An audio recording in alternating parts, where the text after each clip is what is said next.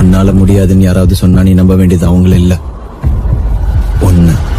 வாழ்க்கையில நாம் செய்யற வேலையில எந்த அளவுக்கு கஷ்டப்பட்டு இருக்கோங்கிறது முக்கியம் இல்ல, எவ்வளவு சந்தோஷமா இருக்கோங்கிறது தான் முக்கியம்.